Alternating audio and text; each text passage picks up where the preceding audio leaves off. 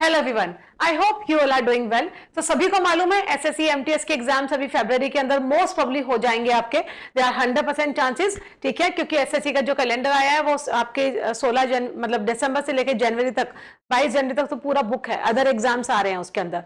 तो they are chances कि अब जनवरी तक तो आपके पेपर नहीं होंगे एमटीएस के। तो एमटीएस का पेपर अब आपका जाएगा फरवरी में, राइट। तो फरवरी में आपके पेपर्स जाएंगे तो we have sufficient time, approximately 60 days हमारे पास में टाइम है, 50 to 60 डेज का। तो इसको ध्यान में रखते हैं हमने एमटीएस के लिए स्पेशल सीरीज स्टार्ट की है मॉक टेस्ट की। तो सभी स्टूडेंट्स को जो एमटीएस के कैंडिडेट्स हैं उनको लगाना है, ठीक है, क्योंकि क्वेश्चन जो आपके हैं एमटीएस के इससे बाहर नहीं जाएंगे। अभी तक हमने 8 to 9 मॉक्स कर लिए हैं, तो आज हम इसी सीरीज को कंटिन्यू करेंगे और जब तक आपके पेपर नहीं होंगे हम इसको करते रहेंगे, ठीक है। तो ये बहुत फ्रूटफुल आपके लिए सीरीज रहने वाली है, स्पेशल एमटीएस के लिए डिजाइन की गई है। And since we know MTS के अंदर जैसे आपके 8 to 9 क्वेश्चंस वोकैब के आते हैं, ठीक है, synonym, antonym, one word, idioms and phrase का है, इडियम इस तरह के फ्रेजल वर्ब्स के, स्पेलिंग एरर का। तो और आपके जो रेस्ट जो 10 क्वेश्चंस बच गए हैं वो आपके एरर डिटेक्शन के आते हैं, जिसमें से आप सेंटेंस इंप्रूवमेंट मान लो, आपके फिलअप्स के मान लो, एंड लास्ट में जो आपका है क्लोज टेस्ट ना, 5 मार्क्स का क्लोज टेस्ट। तो इसी स्ट्रक्चर को ध्यान में रखते हुए हमने मॉक टेस्ट को तैयार किया। ये कंप्लीट एमटीएस के स्टूडेंट्स के लिए है, ठीक है, आप ही लोगों के लिए डेडिकेटेड है ये सारी की सारी सीरीज, तो इसको करना है। चलिए let's start a class. First question we have a dime a dozen. Dozen देखो बहुत सारा ना, बहुत सारा ऐसे ही पढ़ाओ, बहुत सारा ऐसे ही पढ़ाओ। जैसे हमें बोले कि मेट्रोज में ना, मेट्रो सिटी के अंदर क्या होता है कि जो सिटीज होते हैं ना या कैफेटेरियाज होते हैं, they are dime a dozen, बहुत ज्यादा नंबर में होते हैं, है ना। जैसे हम छोटे शहरों की बात करें तो वहां पे सिटीज है या कैफेटेरिया उतनी नंबर में नहीं होते जितने मेट्रोज में होते हैं। तो बोल सकते हैं कि जितने भी सीसीडीज हैं, कैफेटेरियाज हैं मेट्रोज में, they are in a dime a dozen, ठीक है। कोई भी चीज बहुत ज्यादा नंबर में होना, ठीक है। वेराइटी ऑफ एम्यूनिटीज ये बनेगा नहीं, something common and not special, ठीक है, something very common, very common, ठीक है, जो हर जगह अवेलेबल है और ज्यादा स्पेशल नहीं है, वेरी वेल्दी नहीं है, अब फेयर ट्रेड नहीं होगा। So we have answer B, we have answer B. B यहाँ पे क्यों हुआ, देखिए, समथिंग वेरी कॉमन, जो बहुत कॉमन है एंड स्पेशल नहीं है। अब हर जगह सीसीडी होंगे, कैफेटेरिया होंगे, तो क्या कॉमन बच जाएगा ना, हर जगह जो चीज फैली हुई है, हर जगह जो चीज अवेल होती है, तो उसको बोलते हैं अ डाइम अ डजन, ठीक है। डजन से लर्न कर लो कि दर्जनों मिलती है, दर्जनों फैली हुई हैं, तो जो हर जगह क्या है, कॉमन है। Next, nobody is full. अब नोबडी इज फूल का मतलब है जिसे आप फूल ना बना पाओ, ठीक है। नॉट इजीली डिसीव, जिसे इजीली डिसीव ना किया जा सके, जिसे बेवकूफ ना बनाया जा सकते। द वाइजेस्ट पर्सन होगा नहीं, कंप्लीट फूल होगा नहीं, ऑल आर फूल्स होगा नहीं, नॉट इजीली डिसीव्ड, ठीक है। नो बडी इज फूल, जिसे कोई इंसान फूल बेवकूफ ना बना पाए। नॉट इजीली डिसीव, जिसे डिसीव ना किया जा सके, ठीक है। इसे तो यहां पे आंसर होगा हमारा ए। सो सेकंड नंबर क्वेश्चन का आंसर है ए। एंड डिसीव की स्पेलिंग अच्छे से लर्न करिए, स्पेलिंग एरर में आता है, तो इट्स DECEIVED, ठीक है। तो इसको ऐसे लर्न करेंगे, देखो डबल ई है, बीच में सी आया, ठीक है, दो ई के बीच में क्या आ गया, सी आ गया, तो इट्स DECEIVE, ध्यान रहेगा ये IVE, इसका पेयर बना लो, ठीक है। ये आपके दो पेयर हो गए, एक पेयर यह बना लो। Next we have question number 3। select the option that has the error. error detection का है द स्पेस एजेंसी। कौन सी एजेंसी थी, स्पेस की एजेंसी, ठीक है, कोई दिक्कत नहीं, हमारा नाउन है। नाउन के लिए क्या है, वर्ब, वो चाहती थी, वर्ब की कौन सी फॉर्म है, second form, past indefinite form, मतलब वर्ब की सेकंड फॉर्म, पास्ट टेंस की बात कर रहे हैं। टू टेस्ट, टू वर्ब की बेस फॉर्म है, तो ये हमारा क्या होगा, इन्फिनिटिव, मतलब ये वर्ब का क्या गया, ऑब्जेक्ट, क्योंकि इन्फिनिटिव होते हैं वो नाउन होते हैं, इन्फिनिटिव टू प्लस वर्ब की हम जिसे बेस फॉर्म बोलते हैं वो क्या होते हैं हमारे, इन्फिनिटिव। तो इन्फिनिटिव जो होते हैं वो नाउन इक्विवेलेंट होते हैं, ठीक है। तो ये वर्ब का क्या होगा, ऑब्जेक्टिव केस, विद हमारा प्रेपो है, प्रेपो के बाद में क्या है, objective case, part of speech noun, ठीक है, ये प्रेपो का ऑब्जेक्टिव केस है, राइट। अगर ये नाउन है ना, नाउन से पहले क्या है आपका आर्टिकल। बिफोर ऑर्बिटिंग, बिफोर आपका प्रेपोजिशन, अगेन प्रेपोजिशन के बाद में अगर आपके जिरन, अगर आपका नाउन ना आए तो हम वर्ब के अंदर आईएनजी लगाकर उसको क्या बना देते हैं, जिरन। तो ऑर्बिट से बना ऑर्बिटिंग, ठीक है। एन एस्ट्रोनॉट, कोई दिक्कत नहीं है, N astronaut in a Mercury capsule, ठीक है। अब इसको देखो, इन हमारा अगेन प्रेपोजिशन हो गया, ये प्रेपोजिशन का पूरा ऑब्जेक्टिव केस हो गया, ठीक है। एस्ट्रोनॉट है, एस्ट्रोनॉट के लिए आपका क्या है, एंड। अब इस क्वेश्चन को पूरा ध्यान से देखिए। द स्पेस एजेंसी वांटेड, जो स्पेस एजेंसी थी वो चाहती थी to test with the chimp before orbiting, orbiting से पहले क्या, an astronaut in a Mercury capsule, ठीक है। कोई दिक्कत नहीं है, जो किसी भी जब हम स्पेस में किसी को भेजते हैं तो पहले वो सारा सिस्टम चेक होता है ना, तो बस वही बात की जा रही है यहाँ पे। इस क्वेश्चन के अंदर कोई भी एरर दिख नहीं रहा है मुझे, कोई है नहीं एरर। इसको दोबारा ब्रेक कर लेते हैं। द स्पेस एजेंसी, जो स्पेस एजेंसी थी उसकी वर्ब है वांटेड, चाहती थी क्या, टू टेस्ट करना। ये वर्ब का क्या हो गया, ऑब्जेक्टिव केस। ये हमारी प्रेपो है विद द चिंज, ये प्रेपो का ऑब्जेक्टिव केस होगा, कोई दिक्कत नहीं है। अगेन हमारा प्रेपो आ गया बिफोर, प्रेपो के बाद में अगर ये ऑर्बिट होता, ध्यान से सुनिए, बिफोर एक हमारा प्रेपो है, बिफोर के बाद में अगर ऑर्बिट होता तो यहाँ पे एरर होता, क्योंकि प्रेपोजिशन के बाद में ऑब्जेक्टिव केस आते हैं। ऑर्बिट तो एक वर्ब होती है, तो वर्ब के अंदर आईएनजी लगा के इसको जिरेंट बनाया हुआ है। जिरेंट्स क्या होते हैं, नाउन होते हैं, और वो नाउन जो है ऑब्जेक्टिव केस है बिफोर प्रेपोजिशन का। यहाँ तक कोई दिक्कत नहीं है। एस्ट्रोनॉट है, ठीक है। एस्ट्रोनॉट के लिए आपका आर्टिकल एन ही लगना है, क्योंकि जिनका साउंड ना वावल साउंड होता है, अ आ ई उ ए औ, इस तरह से जो साउंड्स होते हैं उनके आगे हम आर्टिकल क्या लगाते हैं, एन लगाते हैं, ठीक है। एन साउंड क्या था, तो यहाँ पे आर्टिकल एन ही लगा हुआ, कोई दिक्कत नहीं। इन हमारा प्रेपो है, प्रेपो के बाद में ये आपका क्या है, ऑब्जेक्टिव केस है। पार्ट ऑफ स्पीच इसकी नाउन है, ठीक है, और ये आपका नाउन के लिए पहले आर्टिकल आया है, समझ पा रहे हैं। तो पूरे क्वेश्चन में कहीं पे भी कोई एरर नहीं है। अब ऑप्शन देख लेते हैं। The space agency want in a Mercury capsule before orbiting an astronaut to test with the chimp. अभी देखिए इसमें नो एरर का तो कोई ऑप्शन है नहीं, लेकिन इस जो क्वेश्चन को मैं पढ़ पा रही हूँ, ठीक है, इसमें कोई भी एरर नहीं है, ठीक है। तो इसमें नो एरर का वैसे ऑप्शन आना चाहिए था, हमें गिवन नहीं है, प्रोवाइडेड नहीं है। आई रियली डोंट नो क्यों नहीं है। या तो कोई क्वेश्चन के अंदर एरर बनता था जो टाइपिंग एरर हो चुका है, ठीक है, तो वो आपको मैं पीडीएफ में ठीक करवा दूंगी। जो पीडीएफ आपको अवेल होगी तो उसमें मैं इसको ठीक करवा दूंगी, क्योंकि इस पूरे क्वेश्चन में कहीं ना कहीं कोई एरर होगा जो टाइपिंग के दौरान उस एरर को ठीक कर दिया गया होगा, क्योंकि एज ऑफ नाउ इस पूरे क्वेश्चन में कहीं पे भी कोई एरर नहीं है, ठीक है, क्योंकि हमने पूरे क्वेश्चन को ब्रेक कर लिया है। जो ये एस्ट्रोनॉट है, एस्ट्रोनॉट से पहले आर्टिकल एन आना है, कोई दिक्कत नहीं है। तो सारी चीजें अपनी जगह एकदम वैलिड है। एक बार इसकी पीडीएफ अपने चेक कर लेंगे, ठीक है। Let's move. ये अभी तक नो एरर का क्वेश्चन है, ठीक है, नो एरर, जो कि ऑप्शन में गिवन नहीं है, तो अभी नो एरर का क्वेश्चन है ये। इसकी बाकी मैं इसको पूरा देख लूंगी कि कहाँ पे एरर था इस क्वेश्चन में, तो वहां पे एरर मार्क करके और इसको मैं आपको पीडीएफ दे दूंगी, ठीक है। टेलीग्राम से आप पीडीएफ को अवेल कर लेना। तो next we have question number 4। देखिए, इफ ही हैड पेड, हमने सीखा है कि हैज हैव हैड के साथ में वर्ब की थर्ड फॉर्म आती है, कोई दिक्कत नहीं है। ये क्या है, हमारा सब्जेक्ट, ठीक है। इफ के साथ में क्या आया, हैड प्लस वर्ब की third form, attention to the announcement he had not missed the train. आपने ये कंडीशनल सेंटेंसेस देखे होंगे, किसी भी सेंटेंस की स्टार्टिंग में क्या आता है, सब्जेक्ट आता है, और उसके बाद में उसकी क्या आती है, वर्ब, क्योंकि करता आएगा फिर उसकी क्रिया आएगी, कोई दिक्कत नहीं है। अगर सेंटेंस के स्टार्टिंग में सब्जेक्ट ना आकर उससे पहले इफ आ जाए तो इसका मतलब हमारे क्या आ गया, कंडीशनल सेंटेंसेस। और कंडीशनल सेंटेंस का रूल क्या बोलता है कि अगर इफ के बाद में, अगर इफ के साथ में, इफ वाली क्लोज के अंदर हैड प्लस V3 हो, हैड प्लस V3 हो, तो आने वाली क्लोज के अंदर हम क्या करते हैं, वुड हैव V3, यही लगाते हैं हम, ठीक है। अगर इफ के साथ में हैड प्लस V3 हो तो आने वाली क्लोज के अंदर वुड हैव V3 का यूज करते हैं। तो इफ के साथ में आपके पास में क्या गिवन था, हैड प्लस V3, ठीक है, अटेंशन टू द अनाउंसमेंट। अब नेक्स्ट हमारा सब्जेक्ट हो गया, क्योंकि दूसरा क्लोज के अंदर, दूसरे क्लोज से आप क्या समझते हो, दूसरा सब्जेक्ट और उसकी अपनी वर्ब, क्योंकि पहला ये सब्जेक्ट है, ये इसकी वर्ब है, ठीक है। ये हमारा सेंटेंस यहाँ पे खत्म हो गया। ये हमारा सब्जेक्ट नंबर 2 हो गया और ये इसकी वर्ब हो गई। ये इसकी क्या है, हमारी वर्ब, वर्ब नंबर 2, समझ पा रहे हैं। तो ये हमारी वर्ब नंबर 1 थी, ठीक है। वैसे वर्ब की थर्ड फॉर्म है, कोई दिक्कत नहीं है। तो इसके साथ में हैड प्लस V3 आगे जाके दूसरी क्लोज के अंदर वुड हैव V3 में कन्वर्ट होना था, तो हम इसको कह देंगे he would not have, he would not have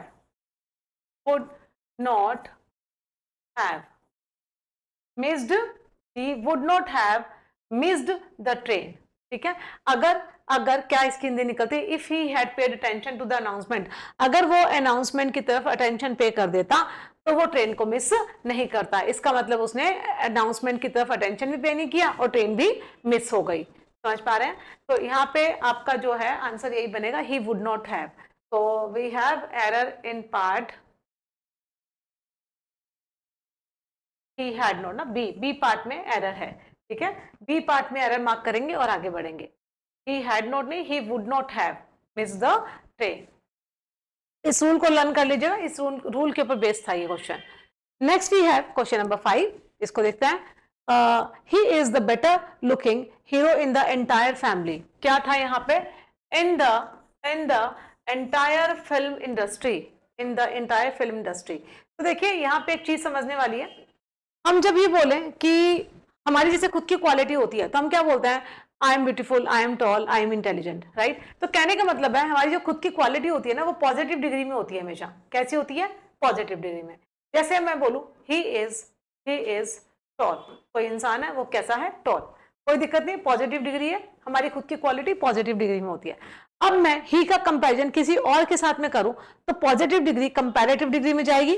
मैं ये बोल सकती हूँ ही इज, हमारी पॉजिटिव डिग्री को हम कंपैरेटिव डिग्री में करेंगे. टॉल का बनेगा टॉलर, ठीक है, टॉलर. और कंजंक्शन क्या लगती है? Then. He is taller than Ram, वो राम से बड़ा है. मोहन लगा दो ही की जगह पे, जो ही है वो बड़ा है किससे? राम से. तो हमारा कंपैरिजन हो गया ही का राम के साथ में. और पॉजिटिव जो डिग्री थी, ठीक है, वो किस में कन्वर्ट हो गई? कंपैरेटिव डिग्री में. और कंपैरिजन करने के लिए हम क्या लगाते हैं? Conjunction then. ये तो होगा कंपैरेटिव डिग्री का सवाल. अब देखिए ये हमारी कंपैरेटिव डिग्री.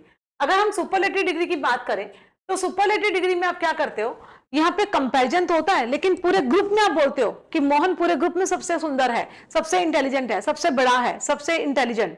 समझ पा रहे हैं? सबसे हार्ड वर्किंग है. पूरी, जब आप पूरी ग्रुप की बात करो, पूरी क्लास की बात करो, पूरी कम्युनिटी की बात करो, हमारी कॉलोनी में सबसे हैंडसम है या हमारे टाउन का हीरो है, तो वहां पे हम क्या लगाते हैं? Superlative degree. दोबारा देखिए, अगर मैं अपना कंपैरिजन किसी और इंसान के से, जैसे मेरी खुद की क्वालिटी है वो पॉजिटिव डिग्री में रहेंगी. I am tall, I am beautiful, I am intelligent, positive quality है ना, अच्छे बोलो खुद के बारे में, क्या जाता है. अब मेरी क्वालिटी का किसी और के साथ में कंपैरिजन होगा, सामने किसी इंसान के साथ में, तो मेरी जो पॉजिटिव क्वालिटी है वो कंपैरेटिव डिग्री में कन्वर्ट हो जाएंगी. ठीक है. I am taller than Neha, मैं नेहा से बड़ी हूं. कंपैरेटिव डिग्री और कंजंक्शन देन लगाया, दो लोगों का जब कंपैरिजन हुआ. अब मैं ये बोल रही हूं कि जो मोहन है ना, वो उसका कंपैरिजन राम से नहीं हो रहा, किसी इंसान से नहीं हो रहा. मोहन जो है ना पूरी क्लास में सबसे इंटेलिजेंट है, पूरी कॉलोनी में सबसे इंटेलिजेंट है, पूरी कंट्री में सबसे इंटेलिजेंट है. तो जहां पे पूरी कंट्री में, पूरी क्लास में, पूरी सोसाइटी में, पूरी कॉलोनी में इस तरह से आ जाए ना, तो वहां पे सुपरलेटिव डिग्री का यूज करते हैं. सुपरलेटिव डिग्री का मतलब होता है आर्टिकल द के साथ में हम EST का यूज करते हैं. तो इसको हम कैसे करेंगे? या फिर मोस्ट का यूज करते हैं. तो हम यही लिख सकते हैं ना, ही इज द, क्योंकि द लगाएंगे, टॉल का क्या बन जाएगा? Tallest. He is the tallest. फिर कहां पे? In the class, in the class. जब भी आपको ऐसा लगे ना कि प्रेपोजिशन आ गया, प्रेपोजिशन, और प्रेपोजिशन के बाद में कोई ऑब्जेक्टिव केस पड़ा है, तो मतलब पूरी क्लास में, पूरी कॉलोनी में, पूरी सोसाइटी में सबसे बड़ा है, तो हमेशा क्या लगेगी? आपकी सुपरलेटिव डिग्री. और सुपरलेटिव डिग्री से पहले हम क्या लगाते हैं? Article the. वैसे ही कंपैरेटिव डिग्री के अंदर दो लोगों का कंपैरिजन होता है और कंपैरेटिव डिग्री में हम देन कंजंक्शन का यूज करते हैं. अब इस क्वेश्चन पे आ जाइए. ये क्वेश्चन क्या कह रहा था, इसे भी देख लेते हैं. He is the better looking hero. ये क्या था? इन द एंटायर फिल्म इंडस्ट्री, पूरी फिल्म इंडस्ट्री में वो सबसे सुंदर है ना, लुक वाइज अच्छा है. तो पहले तो देखो बेटर की क्या होगी? बेस्ट होगी, सुपरलेटिव डिग्री है ना. सुपरलेटिव डिग्री से पहले हमें क्या चाहिए? आर्टिकल द चाहिए. He is the best looking hero in the entire film industry. अब देख लो, he is the best looking hero in the film entire. He is the good looking आएगा नहीं, ठीक है. Best looking hero, more than आएगा नहीं, यहाँ पे good looking hero. He is the good looking hero in the entire film industry, तो good आएगा नहीं, ठीक है. तो क्योंकि इसकी डिग्री चेंज होगी ना, good better best, good better best. तो सुपरलेटिव डिग्री क्या होती है? Best. So we have answer A. I think आपको ये क्वेश्चन अच्छे से समझ में आया होगा, क्योंकि इसको पूरा एक्सप्लेन इसलिए किया मैंने क्योंकि वाले क्वेश्चंस आते हैं पेपर में, तो ज्यादा जो रिपीट होता है ना क्वेश्चन, तो उस क्वेश्चन को मैं ज्यादा इलेबोरेट आपको करके बताऊंगी, जिससे कि आप क्वेश्चन में एरर दोबारा वो गलती ना करके आए. इसे अच्छे से देख लीजिएगा. Next we have question number, ये अगेन हमारा कोर्स है, ठीक है. ये जो कोर्स इस कोर्स के अंदर सबसे खास बात यही है कि ये 10 दिसंबर से स्टार्ट हो रहा है। यहाँ पे 6 to 7 मंथ क्लासेस रहेंगी, लाइव क्लासेस, आप मुझसे लाइव कनेक्ट हो सकते हैं, डाउट सेशन भी बिल्कुल लाइव रहेंगे, पीडीएफ नोट्स, रिकॉर्डेड क्लासेस, सब कुछ इसमें आप अवेल कर सकते हैं। ठीक है, तो जो भी स्टूडेंट कैंडिडेट है एसएससी का, क्योंकि ये स्पेशल एसएससी के कैंडिडेट्स के लिए डिजाइन किया गया है, तो एसएससी का जो भी कैंडिडेट है इंटरेस्टेड है ऑनलाइन कोर्स बाय करने में, तो वो एमएल कैंपस ऐप को डाउनलोड कर सकता है प्ले स्टोर से और इस कोर्स को अवेल कर सकता है। तो नेक्स्ट क्वेश्चन वी हैव, देखिए, select option that has an error. Error का ही है, when Nisha will have finished her task. देखो, जब भी हम WH फैमिली ना, WH फैमिली मतलब क्वेश्चन वर्ड सेंटेंस के स्टार्टिंग में आ जाए तो वो क्या बनाता है, क्वेश्चन वर्ड बनाता है। जैसे where are you going, what are you doing. ठीक है, तो ये क्वेश्चन वर्ड था।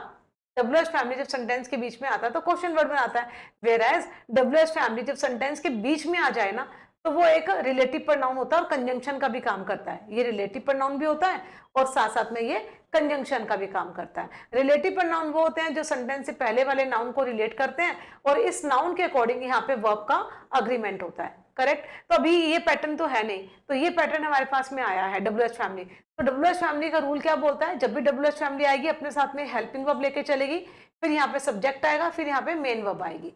ये इसका पैटर्न होता है। ठीक है, अब इस क्वेश्चन पे आ जाओ। व्हेन निशा, तो निशा तो सब्जेक्ट था और वर्ब हमारी क्या है, विल। ठीक है, तो इस हेल्पिंग वर्ब को उठा के हम यहाँ लेके आएंगे, when will Nisha have finished, has have had के साथ में वर्ब की थर्ड फॉर्म आती है जो कि बिल्कुल सही है, हर टास्क। हम यही तो बोलते हैं ना, वेयर आर यू गोइंग, तुम कहाँ जा रहे हो, where are you going, what are you doing. समझ पा रहे हैं। तो यहाँ पे अगर आप देख पा रहे हैं जो हमने वेयर लिखा है WH फैमिली है, यहाँ पे हेल्पिंग वर्ब है, फिर आपका सब्जेक्ट है, फिर आपकी मेन वर्ब है। तो इसीलिए इंट्रोगेटिव, जब भी हम इंट्रोगेटिव सेंटेंस बनाते हैं, क्वेश्चन वर्ड बनाते हैं, तो WH फैमिली, फिर आपकी हेल्पिंग वर्ब, फिर सब्जेक्ट आता है। जनरल सेंटेंस में, अफर्मेटिव सेंटेंस में हम क्या करते हैं, सब्जेक्ट और उसकी वर्ब आती है। ठीक है, लेकिन इंट्रोगेटिव सेंटेंस में सब्जेक्ट के पहले हेल्पिंग वर्ब आती है, फिर आपका सब्जेक्ट पीछे खिसक जाता है। इसको ऐसे लर्न कर लो। ठीक है, और एक सेंटेंस लर्न कर लो तो पेपर में आपका क्वेश्चन गलत नहीं होगा। तो we have error in part B, it's B. तो next question we have error detection का ही अगेन। ठीक है, तो my daughter was invited to lunch hosted by the governor at his residence. ये इस तरह का क्वेश्चन हमने, देखो सेम क्वेश्चन तो मैं नहीं बोल सकती, एग्जैक्ट क्वेश्चन तो नहीं, बट यस हमने पिछले मॉक में किया है। ठीक है, लास्ट टू लास्ट मॉक में किया है कि जब भी आपका कोई मील का नाम आ जाए ना, जैसे ब्रेकफास्ट आ जाए, लंच आ जाए, डिनर आ जाए, तो मील के नेम से पहले हम हमेशा आर्टिकल द का यूज करते हैं। ठीक है, तो यहाँ पे देखें माई डॉटर, तो डॉटर यहाँ पे क्या हो गया, नाउन, नाउन से पहले आपका क्या है, डिटर्मिनर, कोई दिक्कत नहीं है। डॉटर सिंगुलर थी तो यहाँ पे क्या आ गया, वॉज के साथ में क्या है, वर्ब की थर्ड फॉर्म। इसे ध्यान रखिए, जब भी is am are was verb के साथ में वर्ब की थर्ड फॉर्म आती है, ठीक है, वो पैसिव कंस्ट्रक्शन बनाती है। इसका मतलब पैसिव वो होता है, देखिए is am are was verb के साथ में जब भी आपको लगे वर्ब की थर्ड फॉर्म को यूज किया है, वो एक पैसिव का क्वेश्चन बन जाएगा। किसका बन जाएगा, पैसिव का।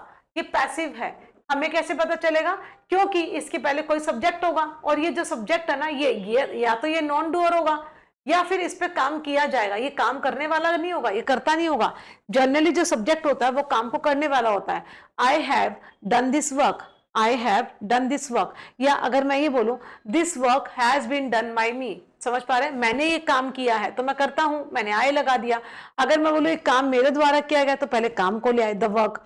अब ये वर्क लगाया है तो हम इसको पैसिव में लेके जाएंगे। समझ पा रहे हैं। तो जब भी आपको लगे ये जो सब्जेक्ट है ना, ये नॉन डूअर है, इस पे काम किया गया है, ठीक है, इसने काम किया नहीं है। My daughter was invited, daughter ने इन्वाइट नहीं किया किसी को। अगर ये होता माई डॉटर इन्वाइटेड, ठीक है, टू समवन, ऐसे किसी को भी इनवाइट किया है, तो डॉटर ने इनवाइट किया था ना, ये वर्ब की सेकंड फॉर्म है। यहाँ पे तो डॉटर हमारी सब्जेक्ट है और ये क्या है, काम को करने वाली है, तो ये खुद डूअर है। अब देखिए क्वेश्चन यहाँ पे क्या था, वॉज इनवाइटेड, मतलब मेरी डॉटर ने इन्वाइट नहीं किया है, मेरी डॉटर को इन्वाइट किया गया है, ये पैसिव है। ठीक है, जब भी is am are was verb के साथ में वर्ब की थर्ड फॉर्म आती है, वो पैसिव बनाता है। तो डॉटर ने वो काम किया नहीं है, डॉटर को किया गया है, डॉटर को इन्वाइट किया गया है। ठीक है, अगर डॉटर करती तो माई डॉटर इन्वाइटेड होता, सिंपल पास्ट टेंस आता। तो माई डॉटर वॉज इन्वाइटेड, मेरे डॉटर को इन्वाइट किया गया था टू द लंच, क्योंकि मील के नेम से पहले हम आर्टिकल लगाते हैं, the lunch, the breakfast, the dinner, ठीक है। होस्टेड बाय, होस्ट किया गया था क्या, बाय द गवर्नर। और वैसे भी देखो बाय था, हमें मालूम चल रहा है कि पैसिव था, बाय द गवर्नर। कब, एट हिज रेजिडेंस, रेजिडेंस है ना, जब प्लेस प्लेस बताते हैं ना तो प्लेस के हम प्रेपोजिशन एट लगाते हैं, at hotel, at my residence, इस तरह से, ठीक है। So we have an error was, it was in, यहाँ पे था द, आर्टिकल द का एरर था ना, right to the lunch, B part में एरर मार्क करेंगे और आगे बढ़ेंगे। Next we have question number 8, the new software consist from several features and tools. जो न्यू सॉफ्टवेयर था, कंसिस्ट, उसके अंदर कंसिस्ट था, एक तो होता कंप्राइजेस, एक होता कंसिस्ट, है ना। तो कंसिस्ट के साथ में फिक्स प्रेपो लगती है आपकी ऑफ, है ना, कंप्राइजेस और कंसिस्ट ऑफ, इट कंप्राइजेस, जैसे मैं बोलूं ये जो बॉक्स है ना, this box consist of 12 eggs, इस बॉक्स में 12 एग्स हैं, कंसिस्ट ऑफ 12 एग्स। या फिर आप ये बोल दो दिस बॉक्स कंप्राइजेस 12 एग्स, तो कंसिस्ट के साथ में ऑफ लगता है एंड कंप्राइजेस के साथ में ऑफ नहीं लगता, ये चीज ध्यान रखना। तो उल्टा करके देते हैं पेपर में, कंसिस्ट के साथ में जैसे ऑफ आता है तो नहीं लगाते या कुछ और लगा देंगे, और कंप्राइजेस के साथ में नहीं आता तो आपको लगा के देंगे। तो इसे लर्न करिए, this box consist of and this box comprises 12 eggs, ठीक है, इक्विवेलेंट है दोनों। तो we have an error in part A, ध्यान रखें। फिक्स प्रेपो का क्वेश्चन था वो। Question number 9, if you work hard you secure good marks. देखिए, अगर आप हार्ड वर्क करेंगे तो आप अच्छे मार्क्स गेन करेंगे। तो हम क्या करेंगे, जब भी हमारे पास में इफ आ जाए, ठीक है, एज सून आ जाए, एज सून एज आ जाए, या फिर आप समझिए व्हेन आ जाए, ठीक है, अंटिल आ जाए, अनलेस आ जाए, आफ्टर, बिफोर, ये हमारी ना एडवर्ब को बताने वाली सारी वर्ड्स हैं, ठीक है। इनके बाद में हम कभी, पहली बात तो याद रखें, हम फ्यूचर नहीं लगाते। फ्यूचर का मतलब विल, शैल और वुड, इनके बाद में ये तो कभी नहीं आता, ठीक है। और एक कंजंक्शन भी होती है। देखो, दो सेंटेंस है, ये हमारा सब्जेक्ट है और ये उसकी वर्क है, वर्ब है, फिर हमारा सब्जेक्ट नंबर 2 और ये इसकी वर्ब है। समझ पा रहे हैं, मार्क्स तो हमारा नाउन हो गया और नाउन से पहले क्या आ गया आपका एडजेक्टिव, कोई दिक्कत नहीं है। तो आप देख पा रहे हैं यहाँ पे दो क्लोजेज हैं, ठीक है, दो क्लोजेज हैं, तो दोनों क्लोजेस को जोड़ा किसने, इफ ने। तो इफ के बाद में तो फ्यूचर टेंस आएगा नहीं, लेकिन आने वाली जो क्लोज होती है ना, वहां तो आप फ्यूचर टेंस लगाएंगे ही, वहां पे क्या लगाएंगे, फ्यूचर टेंस का आप यूज करेंगे। इफ यू वर्क हार्ड, अगर तुम हार्ड वर्क करोगे, you will secure good marks, तुम अच्छे मार्क्स को सिक्योर कर लोगे। तो यू विल सिक्योर, ठीक है, यू विल सिक्योर, यहाँ पे विल लगना था। सो वी हैव एरर, हमारे पास में जो एरर है इट्स इन डी पार्ट, ठीक है, डी पार्ट में आएगा। If you work hard you will secure good marks. तो यहाँ से एक बहुत प्यारा रूल हमने सीखा जो पेपर में आता है, क्या, जब भी सेंटेंस में आपको लगे इफ आ गया, एज सुन एज आ गया, ठीक है, अनटिल, अनलेस, आफ्टर, बिफोर, इस तरह के वर्ड्स आ गए, तो इनके बाद में हम कभी भी फ्यूचर टेंस नहीं लगाते। इस क्लोज में कभी फ्यूचर टेंस नहीं आता, कभी यहाँ पे होता if you will work hard, if you will work hard, तो अच्छे गलत होता, ठीक है, यहाँ पे एरर मार्क कर दे, यहाँ पे ये आएगा इफ यू वर्क हार्ड, ठीक है। लेकिन जो आने वाली क्लोज थी उसमें तो फ्यूचर टेंस आएगा ही आएगा ना, तो वहां पे आप लगाएंगे you will secure good marks. Next we have again error detection का, the cholera is a frightful disease. देखिए, कॉलेरा एक डिजीज का नाम है, तो हमने ये देखा है कि डिजीज के नाम से पहले हम आर्टिकल नहीं लगाते, ठीक है, इसीलिए यहाँ पे आर्टिकल का एरर था। तो एरर कहाँ पे है, पार्ट बी में, ठीक है। आर्टिकल जो द है वो डिजीज के नेम से पहले नहीं लगता, ठीक है, स्पोर्ट्स के नेम के पहले भी नहीं लगता आर्टिकल द क्रिकेट नहीं, क्रिकेट, ठीक है, ऐसे डिजीज के नेम के पहले भी आर्टिकल द नहीं लगता। नेक्स्ट वी हैव एंटोनिम है, ठीक है, एंटोनिम पूछा है ग्लिटर का, ग्लिटरिंग, ग्लिटरिंग से क्या समझते हो, इजी वर्ड है ये तो, ग्लिटरिंग, जो बहुत ज्यादा शाइनिंग, शाइनी करे ना, ग्लिटर करे, शाइनी, तो शाइनी है। एंटोनिम पूछा है तो ये तो इसका सिनोनिम हो गया, ठीक है। डल, कोई चीज शाइन करती है वो डल है, राइट। अट्रैक्टिव है, अट्रैक्टिव वो नहीं। स्टिंगी, स्टिंगी एक ऐसा इंसान होता है जो बहुत ज्यादा कंजूस होता है ना, माइजर, माइजर,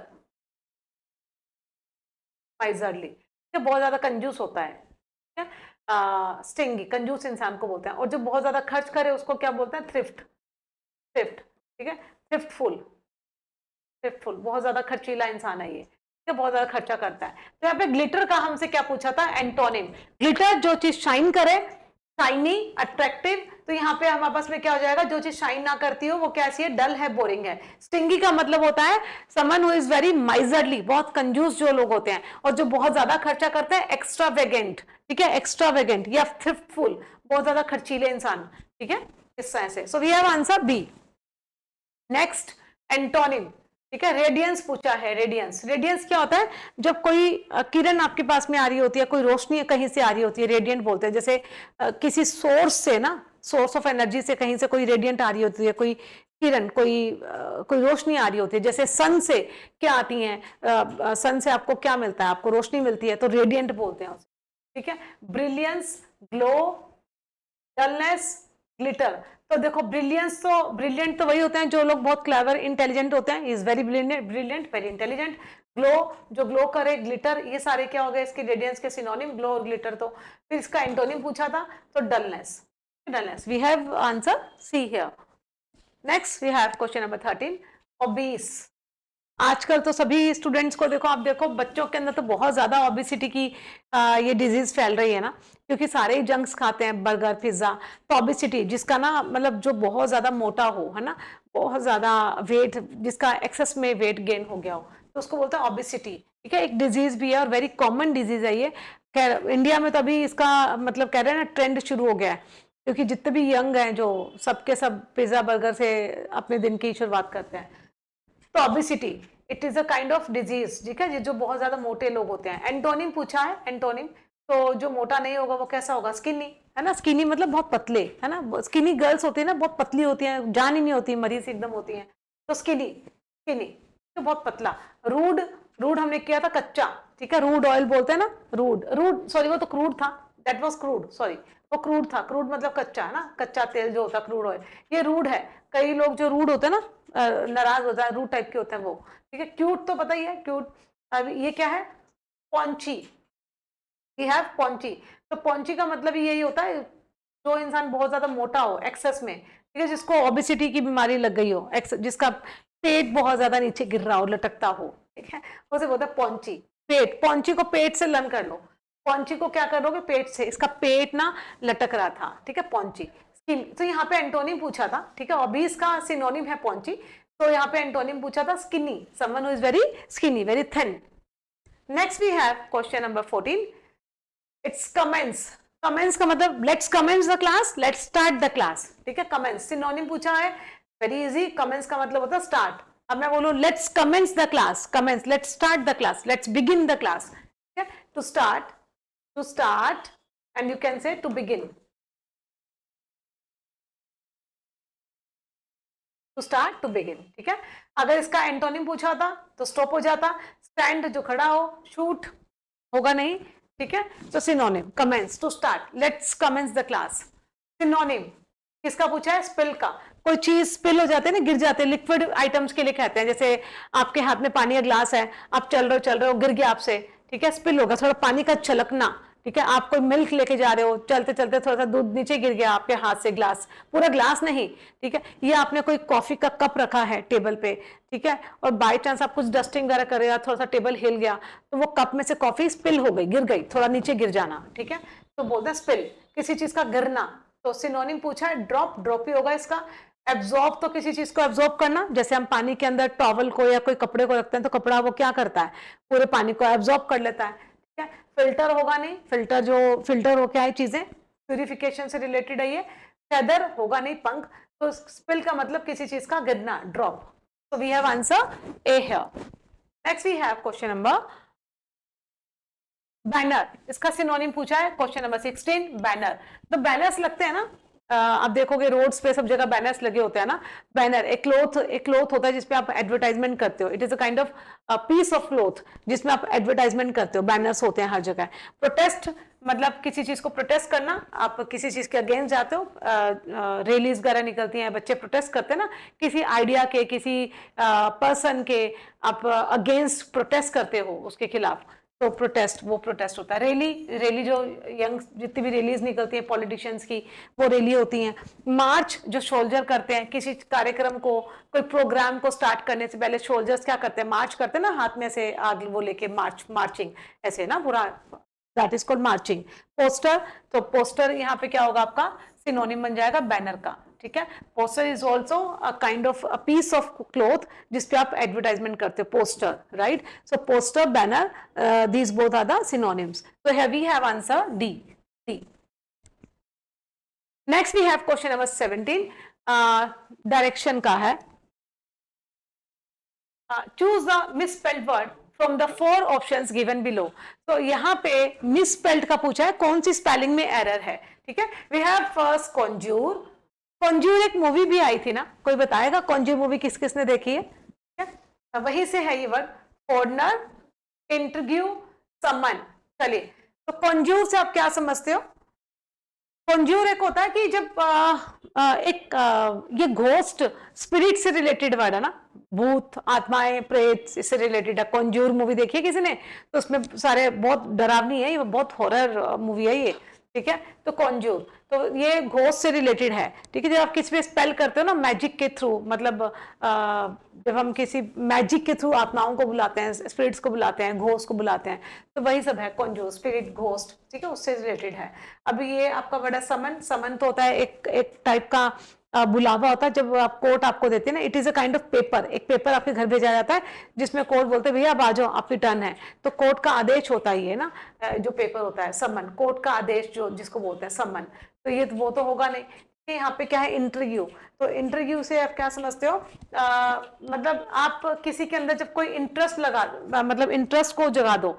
जैसे ये जो क्लास है, ये जो क्लास है ये कैसी है, इंटरव्यू है, ठीक है। जब सामने वाले के अंदर आप इंटरेस्ट, क्यूरियोसिटी पैदा कर दो, कैप्टिवेटिंग क्लास है ये, इंटरव्यू क्लास है। कैप्टिवेट मतलब आपको मैं अपने वश में कर रही हूँ, मतलब आपको जो मैं समझा रही हूँ वो चीज आपको समझ में आ रही है। इंटरव्यू क्लास है, कैप्टिवेटिंग क्लास है, इंटरेस्टिंग क्लास है, ठीक है। जब आप सामने वाले के अंदर इंटरेस्ट पैदा कर दो, ठीक है, इस तरह से आप चीजों को इलेबोरेट करो, इस तरह से एक्सप्लेन करो, आपके जेस्चर ऐसे हो कि सामने वाला आपकी तरफ अट्रैक्ट हो जाए, आप जो करवा रहे हो आप उसके अंदर ही मग्न हो जाए, ठीक है, उसको बोलते हैं इंटरव्यू।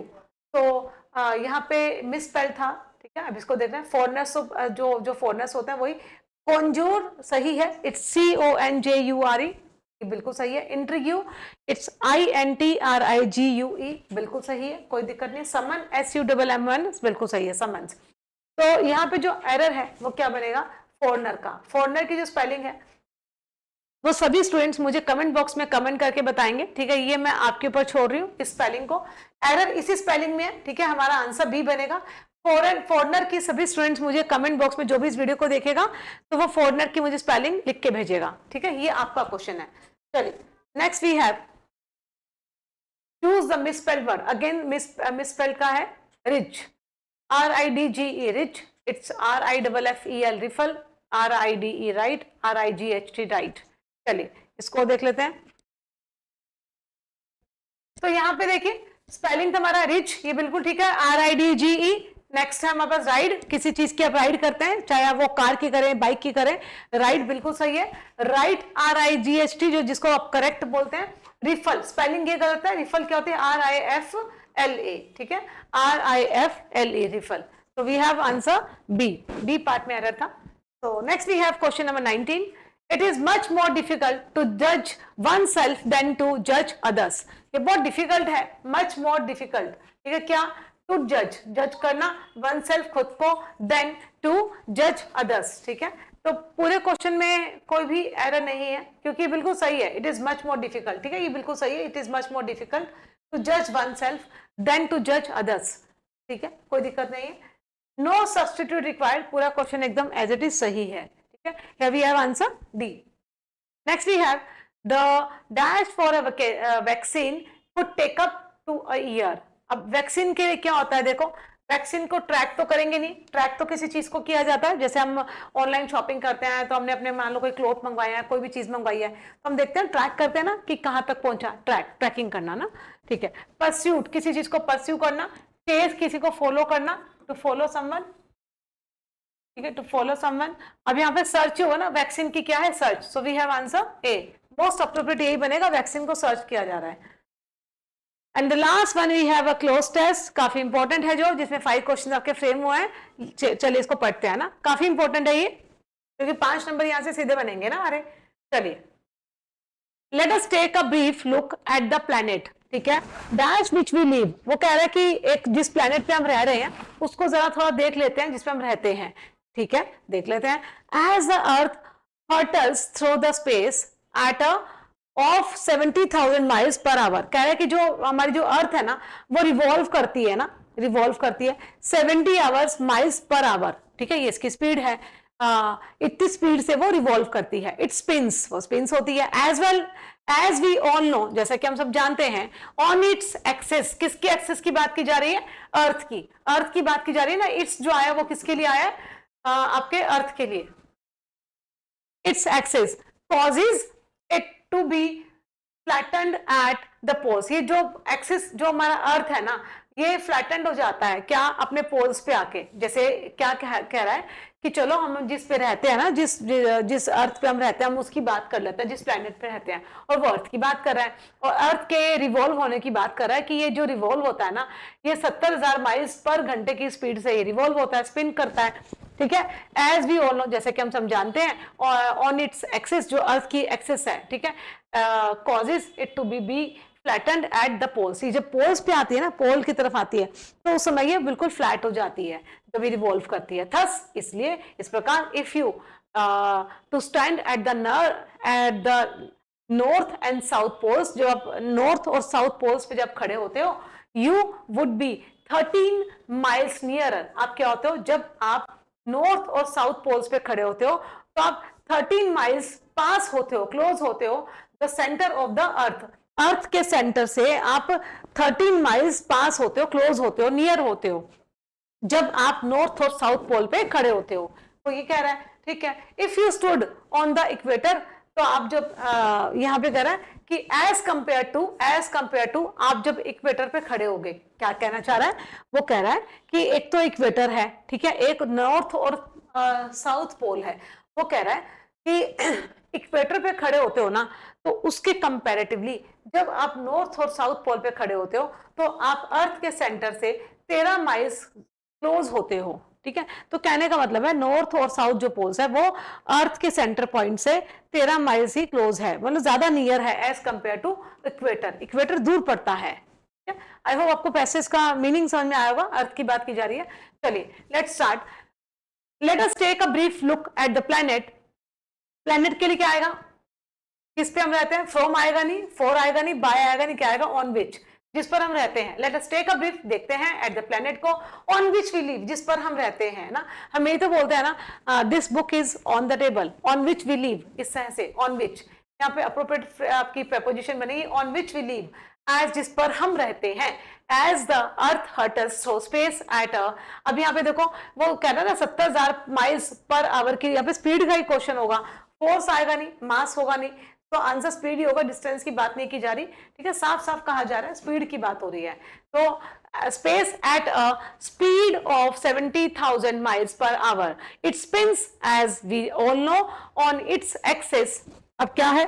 अब देखो ये एक्सिस के लिए ना हमें यहाँ पे कुछ लगाना है ना, यहाँ पे देखो वेयर है, विच है, हु है, होम है, एक्सिस है। एक्सिस तो नॉन लिविंग है, इट्स एक्सिस की बात की जा रही है, ये नॉन लिविंग है ना, अर्थ की बात की जा रही है, तो अर्थ के लिए हु आएगा नहीं, होम आएगा नहीं, क्योंकि हु तो सब्जेक्टिव केस होता है, होम ऑब्जेक्टिव केस होता है, वेयर आएगा नहीं, तो हमारे पास में क्या बचा? विच। तो यहाँ पे क्या आएगा? Which on its axis which causes it to be flattened at the poles, जो पोल्स पे आते आते बिल्कुल फ्लैट हो जाती है। जब अर्थ रिवॉल्व होती है ना, तो कह रहा है जब वो मतलब पोल्स पे आती है ना, तो फ्लैट हो जाती है। थस, इस प्रकार, इफ यू, आप जब खड़े होते हैं, अब यू है ना, यू के अकॉर्डिंग हमें क्या लगानी है? वर्ब लगानी है। अब यू के अकॉर्डिंग देखो, ये सारी की सारी अगर आप देख पा रहे हैं, पूरा का पूरा जो पैसेज है ये आपका प्रेजेंट टेंस में चल रहा है ना, तो प्रेजेंट टेंस, तो वॉज और वर्क के तो ऑप्शन यहाँ पे होंगे नहीं। आप समझ पा रहे हैं?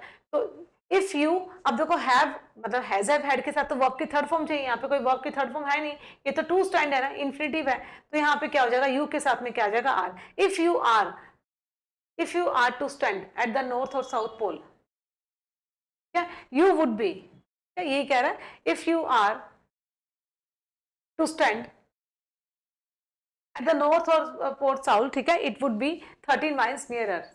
नहीं, यहाँ पे इफ यू, यहाँ पे वर आएगा, एक्सट्रीमली सॉरी, यहाँ पे आर नहीं आएगा, आर मीनिंग कन्वे नहीं कर रहा, ठीक है, यहाँ पे आर नहीं आएगा। इफ यू वर, अगर आप खड़े होते हो, ठीक है, इफ यू वर, क्योंकि इफ है ना, मैंने इस चीज को नहीं देखा। इफ कंडीशनल सेंटेंस है, कंडीशनल सेंटेंस में हम सिर्फ वर का यूज करते हैं, ध्यान रखिएगा, ठीक है।